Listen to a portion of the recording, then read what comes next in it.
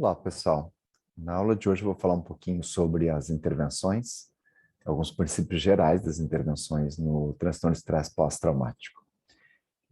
Como vocês sabem, boa parte do que a gente tem desenvolvido do ponto de vista de pesquisa e avanço do conhecimento tem a ver com essa estrutura de pesquisa, que é o Núcleo de Estudos e Pesquisa em Trauma e Estresse, e talvez a parte mais visível desse núcleo, dessa estrutura, que são 4 grupos de pesquisa, tem a ver com o ambulatório, no qual nós realizamos atendimentos, né, avaliação e atendimentos clínicos a crianças, adolescentes, adultos que passam por alguma situação potencialmente traumática e desenvolvem um grau de sofrimento psicológico, mais comumente transtorno de estresse agudo, transtorno de estresse pós-traumático, e em geral com a presença de comorbidades. Dito isso, o nosso objetivo geral na aula de hoje é compreender um pouquinho alguns dos princípios que norteiam as intervenções junto a esses pacientes. E no ambulatório nós temos diferentes protocolos, né, protocolos de terapia cognitivo-comportamental focada no trauma para o transtorno de estresse agudo, um protocolo de terapia cognitivo-comportamental focada no trauma para o transtorno de estresse pós-traumático, uma intervenção para TEPT complexo e uma intervenção baseada na conceitualização cognitiva do caso, uma intervenção mais individualizada. Também trabalhamos com as intervenções em crise, especialmente primeiros socorros psicológicos. É importante também frisar que tudo o que a gente tem desenvolvido do ponto de vista de atendimento no ambulatório, de pesquisas na universidade, tem a ver com o financiamento público da ciência no país, né? Então, a CAPES tem nos apoiado enormemente nisso, o CNPq, e a nossa Fundação de Amparo à Pesquisa do Estado do Rio Grande do Sul, além da PUC, que, na verdade, dá as condições para que tudo isso seja desenvolvido. A ideia geral por trás das intervenções é pensarmos numa abordagem sequencial.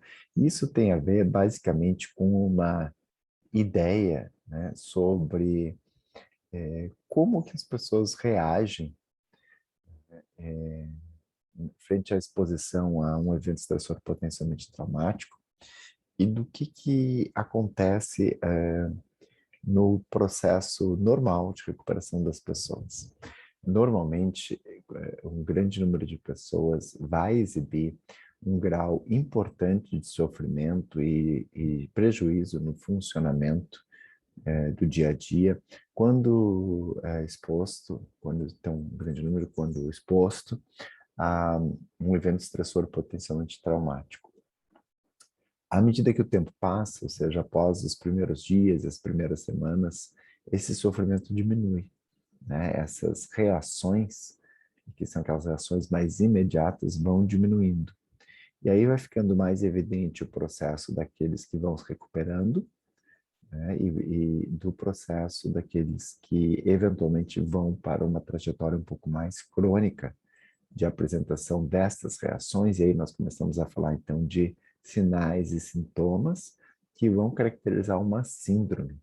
E essa síndrome, né, é aí onde já envolve um número expressivo de sinais e sintomas, após a ocorrência de um evento estressor traumático, envolve também prejuízo acadêmico, funcional, social, e já envolve ter um grau de sofrimento importante, prejuízo na vida das pessoas. Essa síndrome, né, entre o terceiro dia e o 30º dia, ela é denominada hoje, conforme o DSM-5, como transtorno de estresse agudo. E depois ela passa, então, a ser reconhecida como transtorno de estresse pós-traumático. Isso é uma síndrome característica, né, com um conjunto importante de sinais e sintomas agrupados em clusters de sintomas, e que eu já descrevi nas aulas anteriores. Então, o foco agora é a gente pensar nas questões de intervenção. Numa ocasião anterior, eu falei sobre as estratégias de prevenção primária que podem ser feitas, ou seja, aquelas que antecedem a ocorrência do evento. E o que eu vou falar a partir de agora tem a ver com considerando a ideia de que o indivíduo já foi exposto ao evento estressor traumático.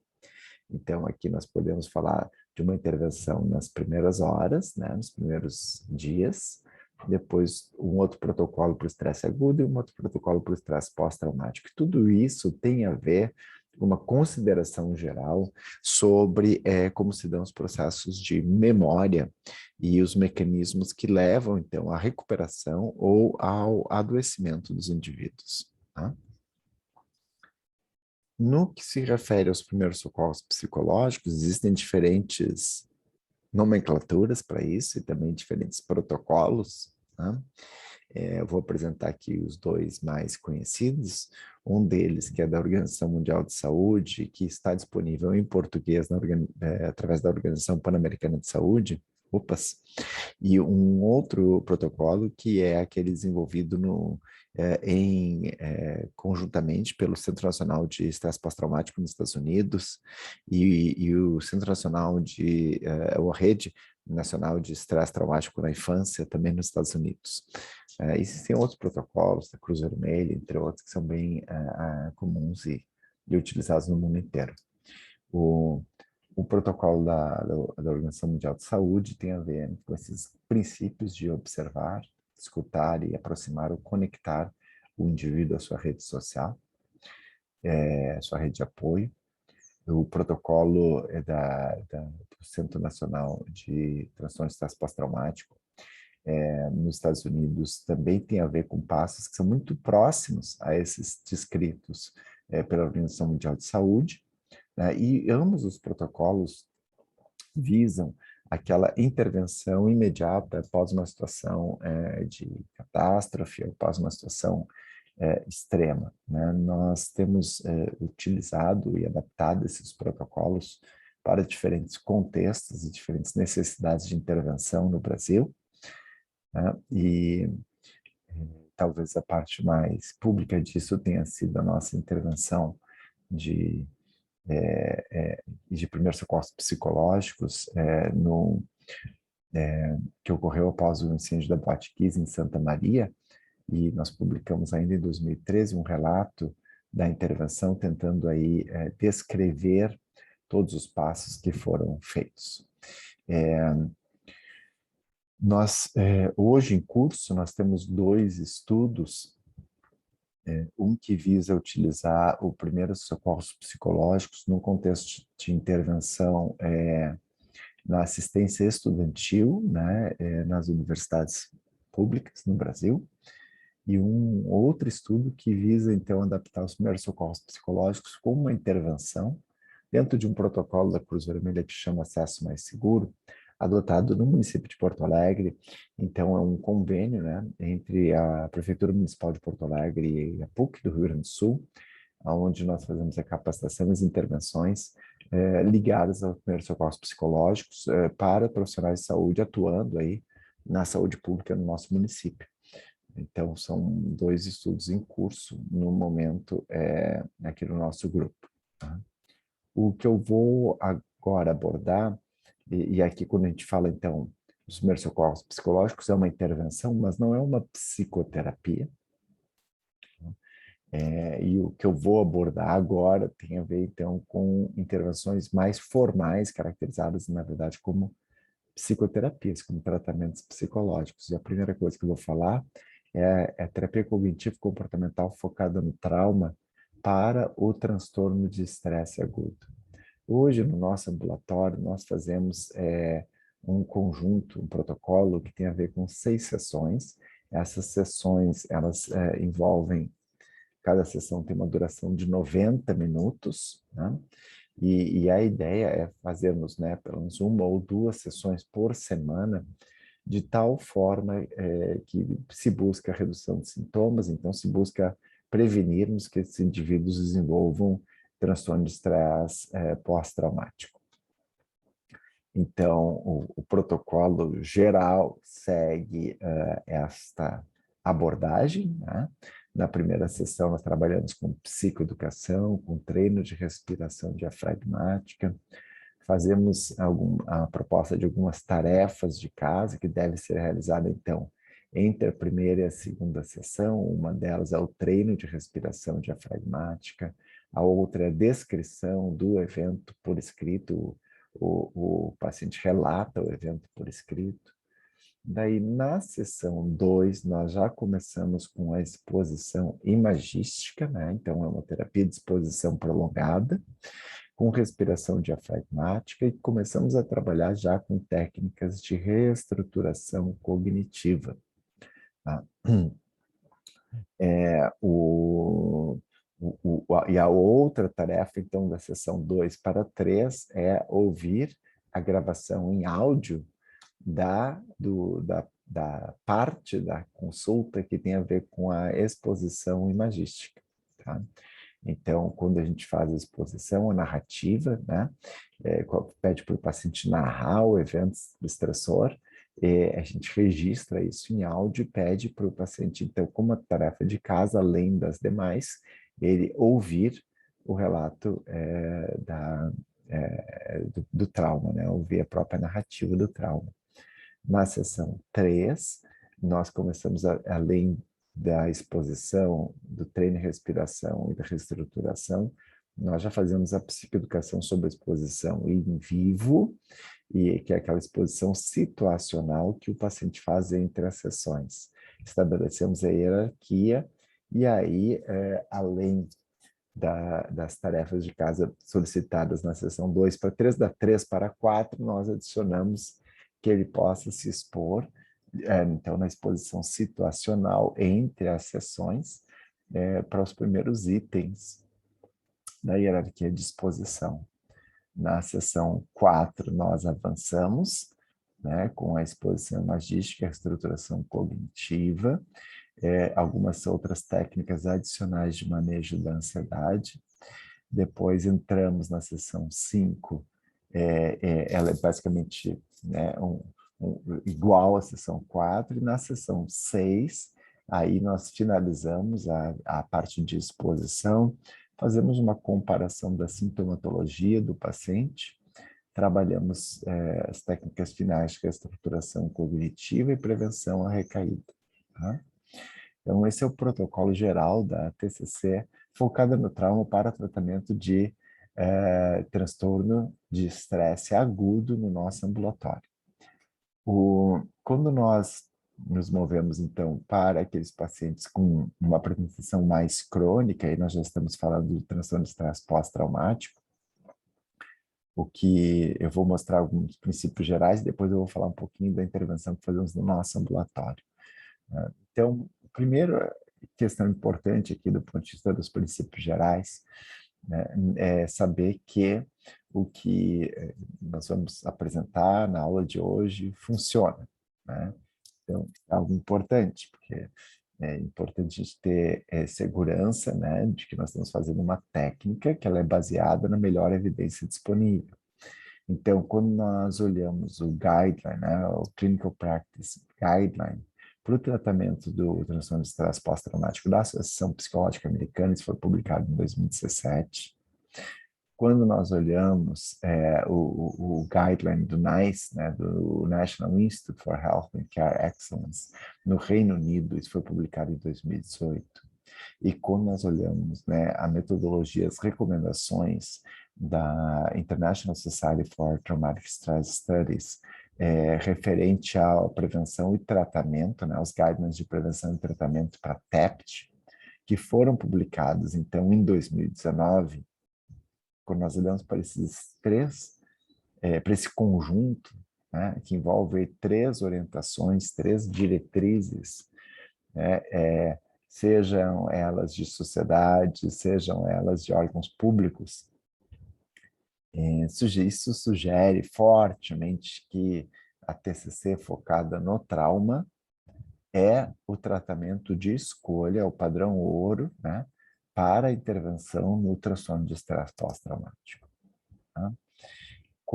E talvez a melhor expressão disso no momento seja este livro, que se chama Tratamentos Efetivos para Transtorno de Estresse Pós-Traumático, são os guidelines práticas, né, de prática, então são as orientações para a prática, né, da ISTSS, Isso foi publicado, a terceira edição foi publicada em agosto de 2020 pela Guilford, e ali talvez esteja a evidência e as orientações para a prática clínica mais atuais para o tratamento de transtorno nas diferentes faixas etárias, nas comorbidades, e eu recomendo fortemente, né, para aqueles que têm interesse na área, a adquirirem essa obra. Tá? Revisões anteriores já haviam mostrado, né, a eficácia dos tratamentos psicológicos para o transtorno de estresse pós-traumático. Então, essa meta-análise de 2013 já havia deixado claro, né, de que os tamanhos de efeito das exposições psicossociais são superiores às intervenções farmacológicas, né? Então, a psicoterapia, em linhas gerais, ela é superior à psicoterapia, à farmacoterapia no tratamento do transtorno de estresse pós-traumático. Tá? Isso tem implicações para a prática clínica importantes. Da mesma maneira, essa outra meta-análise aí já de 2016, também sinaliza a necessidade de utilizarmos como primeira linha, né, de tratamento as abordagens psicossociais ou, eventualmente, uma combinação de farmacoterapia. Especialmente quando a gente fala de abordagens psicossociais, nós estamos falando da terapia cognitivo-comportamental focada no trauma. Uma revisão nossa, nós publicamos isso em 2013, uma revisão compreendida, foi uma atualização de uma revisão anterior, então ela compreendeu os anos 2006 e 2012, foram 29 artigos, né, mostrando aqui o quanto as intervenções cognitivo-comportamentais focadas no trauma, por exemplo, a TCC, a terapia cognitiva, a terapia de exposição prolongada, são tratamentos eficazes, né? E aí mostrando alguma superioridade da terapia de exposição prolongada em relação a outras abordagens. Tá? E aí, então, nós temos um conjunto aí de desdobramentos dessas revisões de literatura, desses guidelines, né? Pensando no quanto é um foco importante de tratamento no TEPT, as abordagens baseadas em exposição e também em reestruturação cognitiva.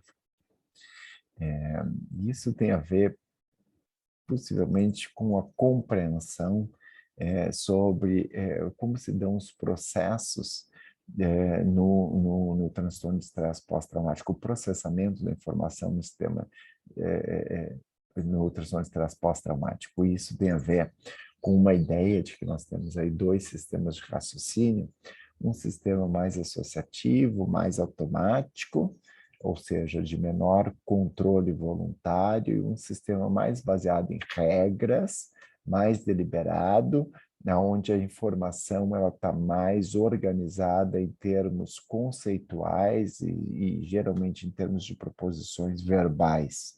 E esse é um sistema mais controlado e de maior controle voluntário, né?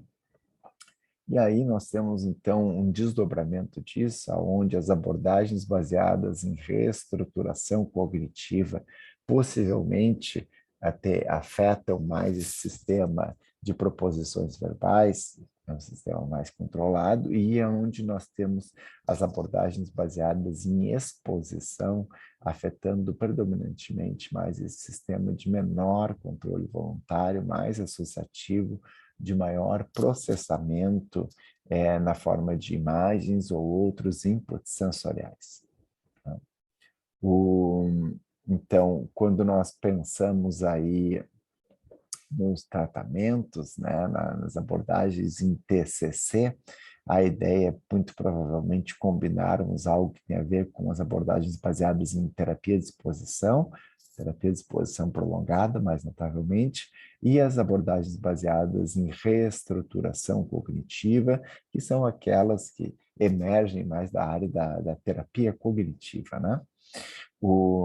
Aqui são algumas ideias gerais sobre essas principais abordagens. Então, uma coisa é a terapia de exposição, né? Terapia de exposição prolongada, onde nós mantemos o indivíduo exposto, sem o uso de técnicas de relaxamento, a gente faz uma exposição gradual, né, e prolongada, do indivíduo à cena traumática, né? Então ele narra a cena, ele acessa a memória do trauma e o terapeuta facilita esse acesso, né? Buscando que mais elementos para essa narrativa do trauma e o paciente fica, então, exposto à memória do trauma por um tempo suficiente para que ocorra, então, um aumento da ansiedade, depois uma ansiedade entra num platô e depois ela vai gradualmente decrescendo enquanto o paciente está exposto à memória do trauma. Ao fazer isso, o que ocorre é um processo que nós chamamos de extinção de memória, ou seja, vai enfraquecendo a associação entre os diferentes elementos que envolvem a memória do trauma e a resposta emocional de medo ou horror. Então, o paciente vai fazendo uma nova aprendizagem. Isso é algo central para a compreensão dos tratamentos no transtorno de estresse pós-traumático. De forma similar, a exposição que é feita, a exposição in vitro, né, no consultório, então nos serviços, né, nos ambulatórios, que é por meio de exposição imaginária, né, uso de imagens mentais, também é feita a exposição de forma complementar, a exposição situacional ou in vivo, né, que é quando, como eu falei, quando eu descrevi a abordagem do transtorno de estresse agudo, nós pedimos para o paciente, de uma forma gradual, ir se expondo, né, a uma hierarquia de estímulos temidos, né? Então, o lugar, o contexto, né, as pistas que estão associadas aí à memória do trauma. Um outro procedimento distinto é a dessensibilização sistemática. Na dessensibilização sistemática, você vai expondo o paciente de forma gradual, mas você vai fazendo relaxamento. Então, você expõe o paciente e você relaxa o paciente para ele voltar no estado basal de ansiedade, depois você vai expondo o paciente, você vai relaxando o paciente. Tá? E isso tem menor evidência do que a terapia de exposição, onde não é utilizada a técnica de relaxamento.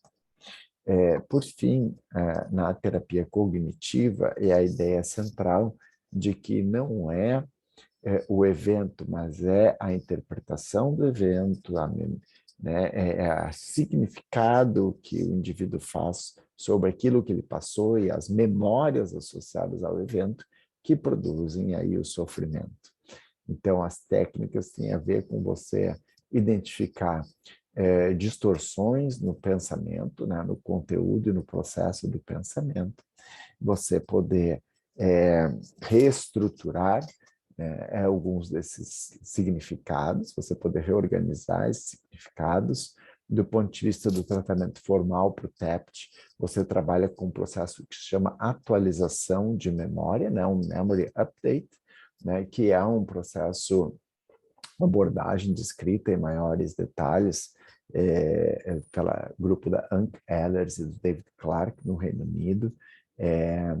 E aí, muito do foco do tratamento tem a ver com aquelas cognições negativas relacionadas a si mesmo, né, ao self, as cognições negativas que envolvem os outros e o mundo, que aí envolve uma sensação de um mundo ameaçador, de os outros como perigo, e muitas crenças também distorcidas de autorresponsabilização.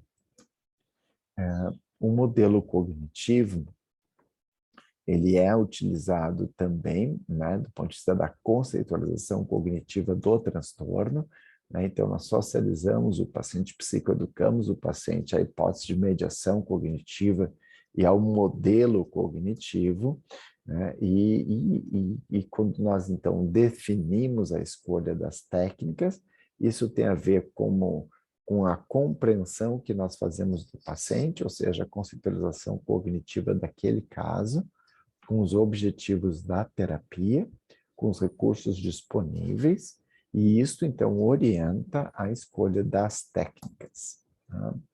Ah, para a conceitualização cognitiva do caso, é possível usar o diagrama de conceitualização cognitiva, conforme proposto por Judith Peck. Né? Ele é um diagrama útil para nós compreendermos, né, nessa parte de baixo aqui do diagrama, é a conceitualização cognitiva da situação. A partir disso, nós podemos chegar aos significados dos pensamentos automáticos que estão ligados às crenças centrais, aquelas mais nucleares dos pacientes. Tá? Também é importante entendermos quais são as estratégias compensatórias, ou seja, como o paciente lida com aquele conjunto de crenças. Na conceitualização cognitiva do transtorno de estresse pós-traumático, alguns aspectos são muito úteis e talvez seja importante lembrarmos, né, tendo em vista que é a partir da conceitualização cognitiva do caso que nós vamos, na prática clínica, né, individual, no consultório, que nós vamos aí definir os objetivos do tratamento e as escolhas das técnicas.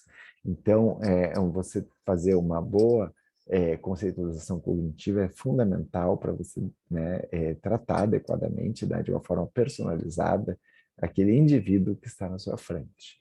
Então, no TEPT, você faz, né, uma coleta sobre a história dos problemas do paciente, quais são os problemas atuais, quais são as crenças disfuncionais do paciente, mas também quais são aqueles polos mais saudáveis do paciente, então as crenças mais funcionais. E os pacientes com TEPT, isso é muito interessante fazer, porque você tem um evento muito marcante, né?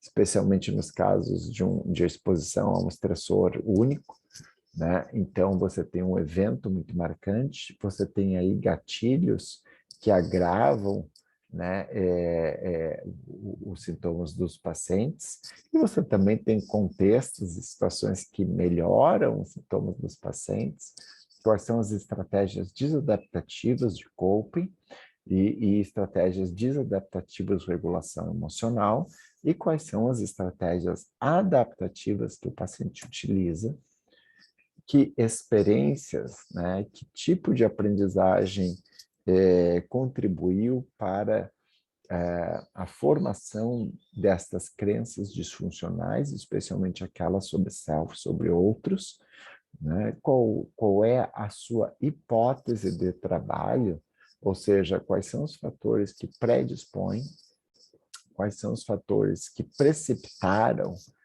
o transtorno de estresse pós-traumático e quais são os fatores que perpetuam o quadro deste paciente. Além disso, quais são os fatores de proteção? Então, na sua hipótese de trabalho, ou como a gente costuma chamar os 4 Ps, né? Isso é algo importante você ter clareza sobre o quadro, né? Por último, quais são os objetivos do tratamento e as intervenções que você vai propor, né? E geralmente isso é feito de forma colaborativa com o paciente. E quais são os principais obstáculos ao tratamento, né? Às vezes existem obstáculos que são importantes serem reconhecidos já desde o início, por exemplo, questões de tempo, questões de disponibilidade do paciente, questões financeiras que precisam ser endereçadas e que potenciais soluções nós podemos propor para esses obstáculos identificados. Quando nós olhamos para o conjunto de terapias empiricamente validadas para o transtorno, né, esse artigo, eu acho que foi um artigo muito bacana, porque ele tentou identificar quais são as comunalidades, quais são os aspectos comuns entre as diferentes abordagens. Não surpreendentemente, né, e aqui estão as várias abordagens, né, terapia cognitiva do TEPT, o STER, a terapia de exposição narrativa, terapia de exposição prolongada, terapia eclética breve para TEPT, terapia de processamento cognitivo para TEPT e EMDR. Todas são abordagens empiricamente validadas, entre outras que existem, que não foram aqui incluídas, mas estas são empiricamente validadas. O que elas têm em comum? Primeiro, né, grande parte delas, todas, na verdade, envolvem com grau de psicoeducação. Segundo, elas trabalham com habilidades de enfrentamento, estratégias de coping, né, e estratégias de regulação emocional. Trabalham, em algum grau, com exposição à memória do trauma. Trabalham, com algum grau, com reestruturação cognitiva ou o significado, o sentido do trauma. Trabalham com as emoções, né, com ativação emocional e com processos de memória. Né? Então, esses são aspectos comuns em diferentes abordagens empiricamente validadas para o transtorno de estresse pós-traumático.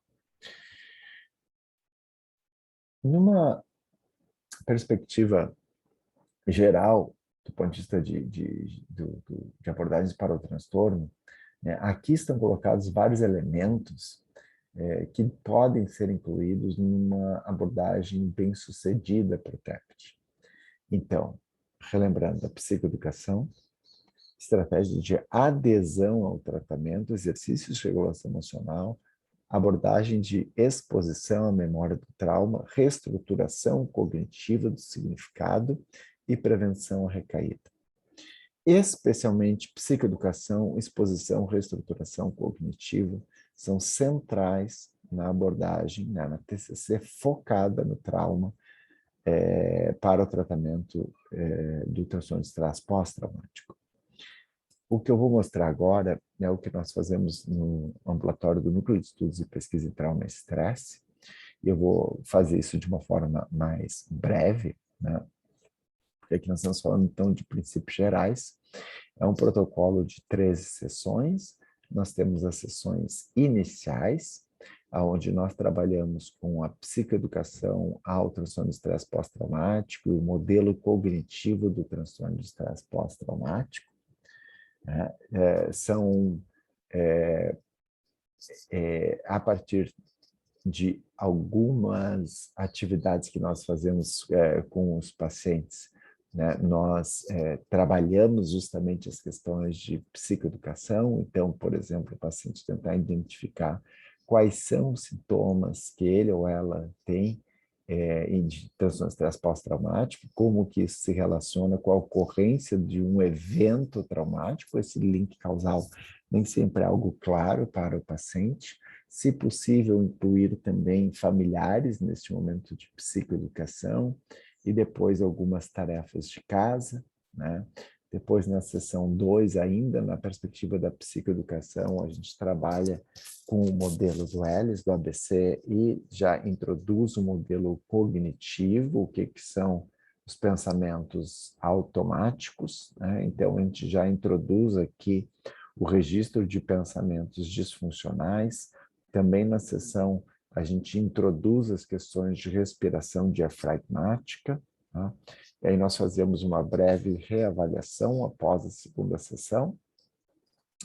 Nas sessões intermediárias, da sessão 3 a 8, nós trabalhamos basicamente com terapia de exposição, aquela exposição com o uso de imagens mentais, né? Terapia de exposição imagística, né? E com terapia de exposição situacional, né? Exposição situacional, tá? E aí, entre as sessões, o paciente tem que ouvir a gravação do áudio da exposição que ocorre na sessão. Tá? Aí nós fazemos, depois desse bloco, uma nova reavaliação. Das sessões 9 a 11, nós trabalhamos com as crenças dos pacientes. Então, as distorções cognitivas que ocorrem no transtorno de estresse pós-traumático, depois, a partir do inventário de cognições pós-traumáticas, nós trabalhamos com as cognições negativas sobre self, sobre autorresponsabilização, e depois sobre o mundo, Tá? Então, muito foco em reestruturação, né, nas sessões 9, 10 e 11, e depois nas sessões finais, né, na 12 e na 13, que envolve prevenção à recaída e envolve aí a questão dos objetivos futuros, né, do paciente seguir fazendo a autoterapia após o término da psicoterapia formal, né, aqui no ambulatório. Nós já descrevemos esse tipo de intervenção em relação a crianças e adolescentes e também adultos. Já abordamos questões relacionadas a aspectos culturais que devem ser consideradas do ponto de vista do tratamento dos transtornos relacionados a trauma e estressores. Né? E nunca é demais enfatizar a importância das tarefas de casa. Há um conjunto interessante de evidências sugerindo, né, de que na TCC, para o TEPT, a tarefa de casa é algo muito central para os pacientes. Tá? É importante também a gente ter clareza, quando a gente fala aqui do tratamento para o transtorno de estresse pós-traumático, de que a maior parte dos pacientes com estresse pós-traumático tem alguma outra comorbidade do ponto de vista de saúde mental. Mais de 80% dos indivíduos com TEPT têm algum outro diagnóstico do ponto de vista de transtornos psiquiátricos. Tá? Mais comumente, nós vamos encontrar em comorbidade ao TEPT, né? Nós vamos encontrar abuso de substâncias, transtornos do humor e outros transtornos de ansiedade. Então, quando vocês, na prática clínica, atenderem um paciente com TEPT, pensem, né, investiguem a presença de comorbidades. Aqui é só um artigo que saiu no ano passado, mostrando um pouquinho em relação ao risco absoluto, né, de um outro transtorno mental após o desenvolvimento do transtorno de estresse pós-traumático. Então, quando o transtorno anterior é o transtorno de estresse pós-traumático, e em passagem de anos, 1 ano, 10 anos, 20 anos e 40 anos, qual é aqui o risco cumulativo de você desenvolver, transtorno depressivo maior, né, ou aqui um episódio depressivo maior, né? Aqui o risco de você desenvolver transtorno de ansiedade generalizada, aqui o risco de você desenvolver abuso de álcool. Né? Então é muito comum aqui no estresse pós-traumático você ter comorbidades com humor, com ansiedade e com álcool. Então, do ponto de vista das intervenções, é importante você considerar a intervenção para o TEPT e para as comorbidades, e talvez a possibilidade aqui mais de maior recomendação, que vai depender da comorbidade, mas é a ideia de um tratamento integrado. Né? Onde muitas vezes, na maior parte dos casos, você começa pelas questões do trauma. Tá? Aqui é só ilustrando um pouco a comorbidade com transtorno por uso de substâncias no estresse pós-traumático. Né? Existem diferenças importantes do ponto de vista de gênero. Então, para o uso de drogas, né, transtorno de substância, né, aqui no caso drogas, é mais prevalente em homens do que em mulheres. Aqui para o transtorno do uso de álcool, mais prevalente em homens do que em mulheres também. Né? E aqui quando você tem aqui a prevalência ao longo da vida do transtorno de uso de substâncias, ela está em 40% dos indivíduos com TEPT, né? E a prevalência ao longo da vida para TEPT, ela se dá entre 14% e 60% dos indivíduos com o diagnóstico primário de transtorno por uso de substância. Por fim, o TEPT complexo, né? São aqueles quadros que geralmente envolvem uma apresentação mais complexa e mais grave do transtorno de estresse pós-traumático.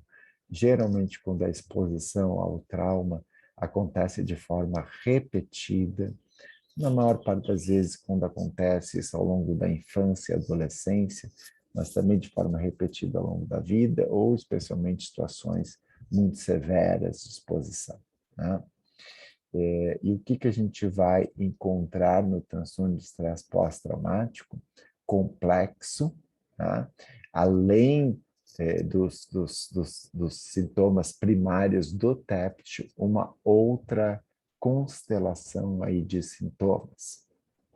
Hoje, esse diagnóstico ele não é reconhecido no DSM-5, ele é reconhecido na CID-11, né? E é quando acontece, então, além dos sintomas de TEPT, de reexperiência, evitação e do estado de alerta, então, além destes sintomas de TEPT, o indivíduo apresenta sintomas de desregulação emocional, que envolve, por exemplo, dissociação, afeto embotado, envolve sintomas que têm a ver com uma visão negativa sobre si mesmo, crenças negativas sobre o self, de culpa, vergonha, e envolve sintomas que têm a ver com dificuldades e prejuízos importantes nas relações interpessoais, né?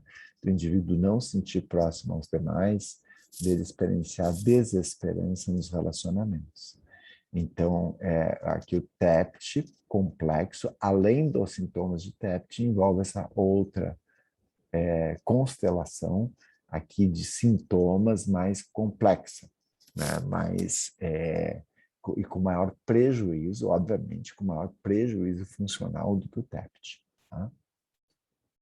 Para aqueles que estão interessados em olhar um pouquinho mais para as intervenções em TEPT complexo, a gente publicou há alguns anos uma revisão sistemática sobre isso, né? E eu sugiro aí, então, a leitura aqui desse material, que eu acho que vai apoiar um pouco a prática clínica, né?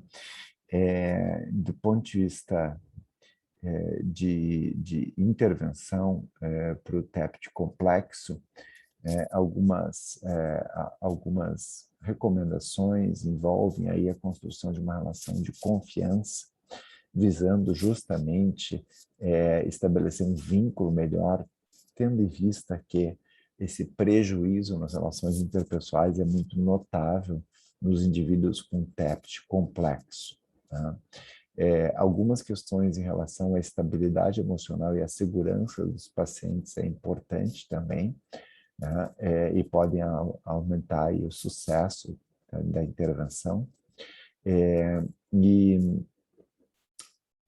é mais comum também a presença de outras comorbidades, né, no TEPT complexo.